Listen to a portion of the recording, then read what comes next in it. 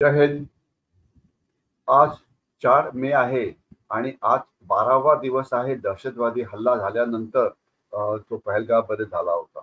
अनेक नवीन बातम्या पुढे येत आहेत आणि आपण त्याचं विश्लेषण करू. एक अशी बातमी पुढे आलेली आहे की ज्या समर्थकांनी मदत केली दहशतवाद्यांना, त्याच्यामध्ये काही OGW म्हणजे ओव्हर ग्राउंड वर्कर्स असतात, तर त्याच्यामध्ये अनेक महिला आणि मुलांचा सुद्धा समावेश होता, अशा प्रकारच्या बातम्या येत आहेत. आणि एवढंच नव्हे तर गर्दीत ती मुलं बायका येत होत्या, त्याच्यामुळे कोणाला संशय येत नव्हता आणि त्यांनी टुरिस्टना नेमक्या नको त्या ठिकाणी नेण्यामध्ये मोठा भाग हा त्याच्यामध्ये त्यांनी प्रदान केलेला आहे. तर बायका आणि मुलांचा वापर का केला जातो? एक तर बायका आणि मुलांचा जेव्हा वापर केला जातो तर कोणाला त्यांच्याविषयी काही शंका येत नाही, म्हणून त्यांचं त्या सेफ असतात. पण लक्षात असावं की ज्या ज्या बायका किंवा जी मुलं पकडली गेलेली आहेत, बायकांच्या नवऱ्यांना नक्की शिक्षा व्हायला पाहिजे. आणि ती मुलं त्यांच्या आईवडिलांनी मुलांना असं काम करता भाग पाडलं, त्यांना सुद्धा शिक्षा व्हायला पाहिजे. कारण जे दहशतवाद्यांना मदत करतात त्यांचा गुन्हा हा दहशतवाद्यासारखाच एवढा मोठा असतो आणि त्यांना योग्य ती शिक्षाही मिळायलाच पाहिजे. तो दुसरा मुद्दा आहे, LOC वरती पाकिस्तानचे जे फायरिंग सुरू आहे ते थांबण्याचं काही कारण दिसत नाहीये. आणि वेगवेगळ्या ठिकाणी म्हणजे राजौरी, मेंढर, नौशिरा, सुंदरबनी, अखनूर, कुपवाडा आणि अनेक ठिकाणी त्यांनी भारताच्या वेगवेगळ्या चौक्यांवरती फायर केलेलं आहे. एक मला असं सांगू इच्छितो की या सगळ्या भागामध्ये मी माझं भरपूर आयुष्य घालवलेलं आहे. 1973 मध्ये मी भारताच्या सैन्यामध्ये सामील झालो होतो आणि 2009 पर्यंत सैन्यामध्ये सर्व्हिस करत होतो. आणि माझं अर्ध आयुष्य जम्मू काश्मीरच्या वेगवेगळ्या भागामध्ये दहशतवादी विरोधी अभियानामध्ये गेलेलं होतं. तर थोडक्यात सांगायचं म्हणजे आता जे फायरिंग होतं आहे LOC वरती, ते पाकिस्तान का करतोय? तर त्यांना भीती वाटते आहे की भारतीय सैन्य हल्ला करेल, म्हणून ते मुद्दाम फायर करतात, ज्यामुळे तुम्ही त्या भागात येऊ शकणार नाही. म्हणजे ही त्यांची एक तत्पर डावपेच आहे तुम्हाला थांबवण्याचा. परंतु याचा त्याच्यावरती एक मोठा परिणाम होतो, ते म्हणजे त्यांची अम्युनिशन बर्बाद होते. आता गेल्या 9 दिवसापासून ते सारखं फायरिंग करताय. या अम्युनिशनवरती खर्च पुष्कळ होतो. आणि आपल्याला आत्ताच एक बातमी पुढे अशी पण आलेली होती की तोफखान्याची जी अम्युनिशन आहे ती पाकिस्तानी सैन्याकडे फक्त 3 किंवा 4 दिवसापुरती आहे आणि ती आता अम्युनिशन ते विकत घ्यायचा प्रयत्न करतायत चीनकडून. आता म्हणायचा आपल्या थोडक्यात असा की ही जर तुम्हाला लढाई करायची असेल तर कमीत कमी तुम्हाला 20, 25, 30 दिवसच्या युद्धाला पुरेल एवढी अम्युनिशन तुमच्याकडे असावीच लागते आणि ती तुम्हाला स्टॉक करून ठेवावीच लागते आणि नंतर मग तुम्ही युद्धाला तयारी करू शकता. ते सध्या पाकिस्तानकडे नाही. तर म्हणजे अशा प्रकारे जो खर्च होतो आहे, यामुळे नुकसान जे आहे पाकिस्तानचं होतं आहे. पाकिस्तानची आर्थिक व्यवस्था ही अजून खराब होते. त्याच्या पुढचा जो नेक्स्ट मुद्दा आहे हा डॉक्टर फारुख अब्दुल्ला यांचा आहे, जे उमर अब्दुल्ला यांचे वडील आहेत आणि जे स्वतः काश्मीरचे मुख्यमंत्री राहिलेले आहेत खूप वेळा. त्यांनी 3-4 मुद्द्यावरती ते बोललेले आहेत. ते म्हणतात की दहशतवाद्यांची तुम्ही घरं का तोडत आहात? आपल्याला आठवत असेल तर 17-18 दहशतवाद्यांचे जे समर्थक होते त्यांची घरं उडवण्यात आलेली आहेत. त्यांचं म्हणणं असं करायला नको. अर्थातच त्यांचं म्हणणं हे चुकीचं आहे. पण आपल्याला एक अजून माहिती पाहिजे की की ज्यावेळेला अब्दुल्ला सरकार याच्या आधी होतं तर त्यांनी दहशतवाद्यांकरता पेन्शन नावाचा प्रकार सुरू केला होता. त्यांचं म्हणणं होतं दहशतवादी वाईट असतील, परंतु त्यांचे कुटुंबीय आहे त्यांनी काय त्यांची यात काय चूक आहे? म्हणून ज्यावेळेला दहशतवादी मारला जातो भारतीय सैन्याकडनं तर त्याच्या कुटुंबियांना पेन्शन मिळायला पाहिजे. तर हे लॉजिक वापरलं तर भारताच्या तुरुंगामध्ये आज हजारो लाखो कैदी आहेत की ज्यांनी पुष्कळ मोठ्या प्रकारचे गुन्हे केलेले आहेत, अनेकांना फाशीवरती लटकवलेलं आहे. त्या सगळ्यांच्या फॅमिलीला पेन्शन का नको? कारण जो माणूस जेलमध्ये आहे किंवा होता तो गुन्हेगार जरी असला तरी त्याच्या फॅमिलीची काही चूक नाहीये. पण हे जे लॉजिक आहे ते बरोबर नाहीये. त्यांची घरं उडवणं हे अतिशय बरोबर आहे. याच्याशिवाय त्यांचा दुसरा मुद्दा होता की अनेक पाकिस्तानी जे भारतामध्ये होते त्यांना बाहेर काढलं. त्यांचं म्हणणं होतं हे असं करायला नको होतं. अर्थातच ते चुकीचं आहे. पाकिस्तानी लोकांची काळजी घ्यायचं काम हे आमचं नाही, ते पाकिस्तानचं आहे. त्याच्याशिवाय त्यांनी अजून एक म्हटलेलं आहे की पाकिस्तानची चर्चा करून फारसा फायदा नाही. हल्ला केव्हा करायचा ते भारत सरकारने ठरवावं. परंतु त्यांचं असं म्हणणं आहे की तुम्ही या भागातलं सैन्य का कमी केलं होतं. म्हणजे आपल्याला कल्पना असेल की जो खालचा भाग आहे तिथलं सैन्य म्हणजे जम्मूच्या जवळचा तिथे दहशतवाद संपल्यामुळे तिथलं सैन्य भारत सरकारने काढलेलं होतं आणि त्याला चीन सीमेकडे पाठवलं होतं, कारण चीन सीमेवरती सैन्याची कमी होती. पण सैन्य कुठलं कधी केव्हा काढायचं हा निर्णय सरकारचा असतो. त्याच्यावरती फरुख अब्दुल्ला जे आहेत ते काहीही बनू शकत नाही. एक सीआरपीएफचा जवान होता, त्या जवानाला आता नोकरीतनं बडतर्फ करण्यात आलेलं आहे. त्याचं कारण असं की त्यांनी एका पाकिस्तानी महिलेशी लग्न केलं होतं आणि भारतीय कायद्याप्रमाणे जी सुरक्षा दलं असतात तर त्यांना फॉरेन नॅशनलशी जर लग्न करायचं असेल तर तुम्हाला सरकारची परवानगी घ्यावी लागते, जी त्यांनी घेतलेली नव्हती. याचा पुढचा मुद्दा असा आहे की पाकिस्तान त्यांची जे सिव्हिलियन्स आहेत, त्यांचे जे नागरिक आहेत त्यांना आता ते शस्त्र ट्रेनिंग देण्याचा प्रयत्न करतायत आणि त्यांना असं वाटतं की यांचा वापर सुद्धा भारताच्या विरोधात करायला पाहिजे. यामुळे आपली आठवण जागृत होते अनेक वर्षापूर्वीची, 1947 साली ज्यावेळेला पाकिस्ताननी काश्मीरमध्ये हल्ला केला होता तर त्यावेळेला त्यांनी ट्रायबल्स पाठवले होते काश्मीरमध्ये. भारतीय पाकिस्तानी सैन्य यायच्या आधी ज्यांचं काम होतं की लुटालूट करायची, महिलांवरती अत्याचार करायचा, माणसांना मारायचं आणि सगळीकडे घबराट पसरायची आणि त्याच्यानंतर त्याच्या पाठोपाठ पाकिस्तानी सैन्य जे घेईल. तशीच हरकत त्यांनी 1965 युद्धात केली होती, ज्याला ऑपरेशन जिब्रॉल्टर असं म्हटलं जातं. तिथे सुद्धा 3 महिने आधी अक्षरशः हजारो पाकिस्तानी बंदुका हातात घेऊन जे खास तर पठाण होते ते आले होते आणि त्यांनी गडबड करायचा प्रयत्न केला होता, परंतु त्यांना पकडण्यात आलं आणि ऑपरेशन जिब्रॉल्टर जे आहे ते फेल्युअर झालं. म्हणजे काय असतं की थोडक्यात सैन्याने हल्ला करायच्या आधी इतरांना पाठवून, जे सैनिक इतर सिव्हिलियन्सना पाठवून तुम्हाला तयारी करायची आहे, हा त्याचा मुख्य मुद्दा आहे. परंतु जास्त काळजी करू नये. कारण असं आहे की हे जे टोळीवाले पहिले यायचे ते जनरली पठाण होते. तर पठाण जे आहेत ते वजिरिस्तानमध्ये राहतात पाकिस्तानच्या आणि आता ते पाकिस्तानी सैन्याच्या विरोधात गेले आहेत, कारण त्यांना पाकिस्तानमध्ये राहायचं नाहीये. वजिरिस्तानचे पठाण किंवा फ्रंटियर नॉर्थ वेस्ट फ्रंटियर प्रॉव्हिन्सचे जे पठाण आहेत त्यांना अफगाणिस्तानमध्ये सामील व्हायचं आहे, कारण अफगाणिस्तानची सुद्धा जी लोकसंख्या आहे ती पठाण आहे. तर त्याच्यामुळे ते यायला तयार नाहीये. जे बलुची आहेत ते भारतात घुसखोरी करायला मागतील का नाही, यांना सेपरेट राष्ट्र पाहिजे. पाकिस्तानी ऑक्युपाईड काश्मीर हे ते लोक टोळीवाले किंवा हातात शस्त्र घेऊन भारतात प्रवेश करतील का, ते पण नाही, कारण त्यांना अशा प्रकारच्या हिंसाचारात भाग घ्यायचा नाहीये. तर त्याच्यामुळे जरी पाकिस्तानने किती प्रयत्न केला तरी त्यांना जास्त मोठ्या संख्येमध्ये अशा प्रकारचे नागरिक मिळणार नाही जे 1948च्या युद्धाप्रमाणे किंवा 1965च्या युद्धाप्रमाणे भारताच्या आत पहिली प्रवेश करतील आणि भारताच्या आत युद्ध घालण्याचा प्रयत्न करतील.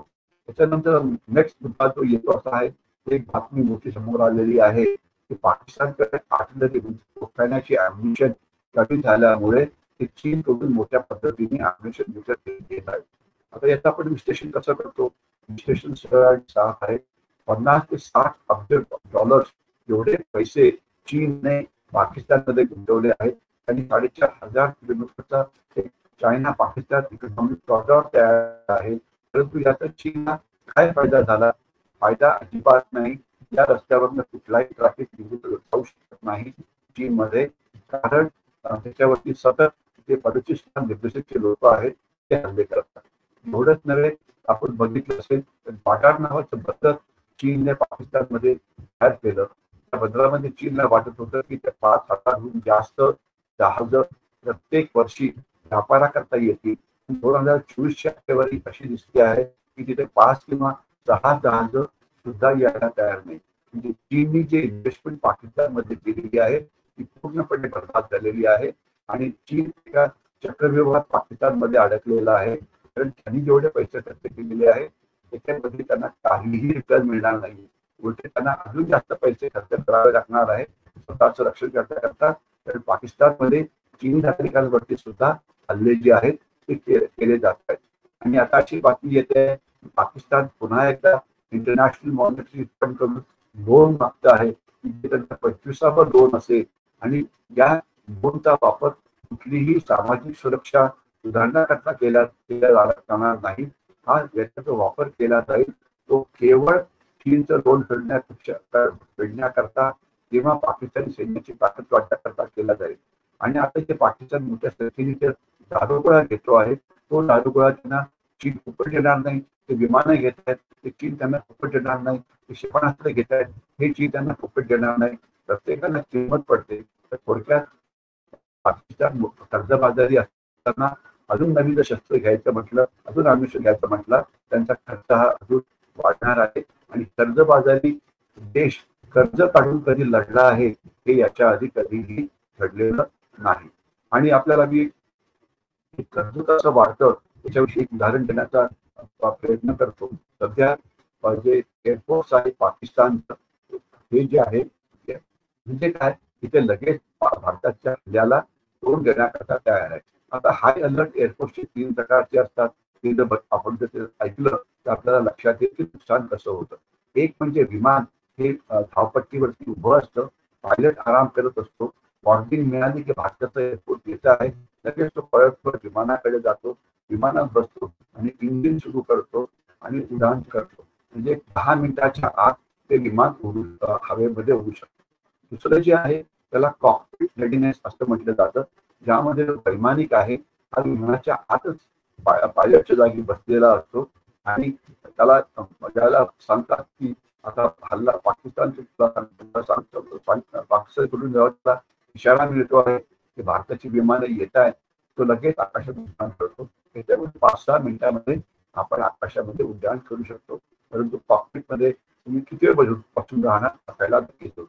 आणि आपल्याला त्याचं पुढचं जे अलर्टनेस आहे ते सर्वात फक्त म्हणजे पाकिस्तानी फायटर एअरक्राफ्ट ऑलरेडी हवेत उडालेली असतात आणि ते पेट्रोलिंग तिथे गस्त घालत असतात लाहोर एअरपोर्टवरती किंवा रावलपिंडीच्या एअरपोर्टवरती. तर याच्यामुळे त्यांचं इंधन भयंकर खर्च होतो. त्यांचे पायलट थकतो कारण एक पायलट 4-5 तासाहून जास्त अशा प्रकारच्या घेट्या घालू शकत नाही. विमानाचं जे आयुष्य आहे ते कमी होतं. तर याच्यामुळे आता पाकिस्तानचे वैमानिक जमत आहेत. मी आपल्याला फक्त एक विमानाचं एक्झाम्पल दिलं तर विमानाचा हल्ला सर्वात पहिले होईल अशी पाकिस्तानला भीती वाटते. पण अशाच प्रकारे नौदल सुद्धा पेट्रोलिंग करत आहे. पाकिस्तानचं सैन्य सुद्धा बऱ्यापैकी हालचाल करत आहे. याच्यामुळे येणाऱ्या काळामध्ये पाकिस्तान अजून दमणार आहे. त्यांचे सैनिक अजून दमणार आहे आणि त्यांची युद्ध क्षमता जी आहे ती कमी होणार आहे. आता नेक्स्ट मुद्दा जो आहे तो आहे पाकिस्तानच्या विरोधात ग्रे वॉरफेअर आपण जे करू शकतो. एखाद्या आपण असं पण करू की आपली जी विमानं आहेत म्हणजे फायटर एअरक्राफ्ट एकदम उड्डाण घेतली आणि पाकिस्तानच्या दिशेने ती जाते परंतु बॉर्डर क्रॉस करणार नाही. आपली बॉर्डरमध्ये बॉर्डरच्या जवळ आल्यानंतर ती परत फिरती. याच्यामुळे पाकिस्तानला वाटेल की बघा हल्ला येतो आहे आणि लगेच ते पुन्हा अपशात गिरजा घालायला लागतील. याच्यामुळे त्यांचा कॅट आणि माऊस जो गेम आहे आपण खेळत राहू. विमानं आकाशात आणायची त्यांना उड्डाण करायला लावायचं पुन्हा आपण परत जायचं. आणि अशाच प्रकारचे युद्धाचे डावपेच आपण जर अभ्यास केला असेल तर चीन हे तैवानच्या विरोधात वापरतो आहे.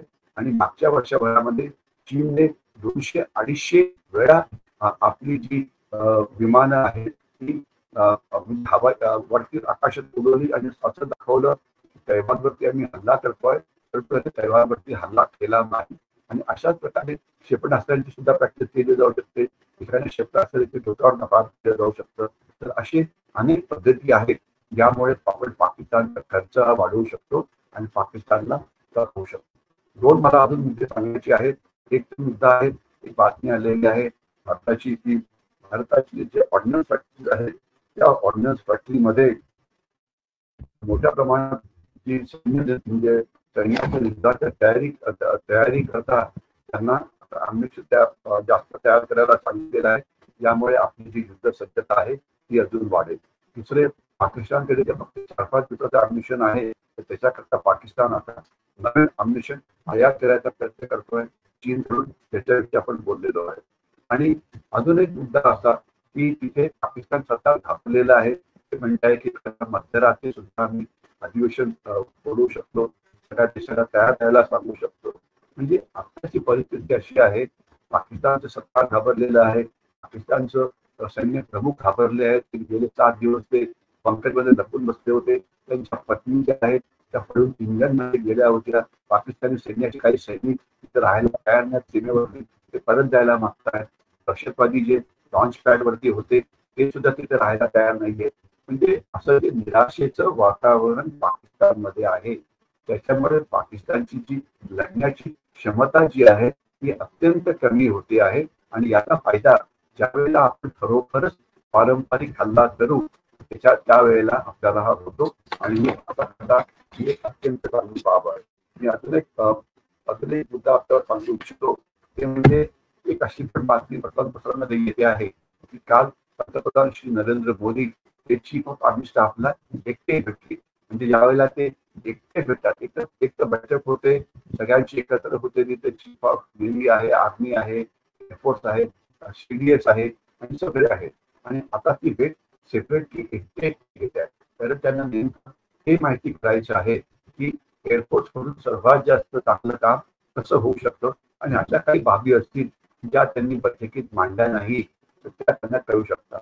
तर या प्रकारची ही जी पद्धत आहे त्या देखील भेटायची चांगली आहे.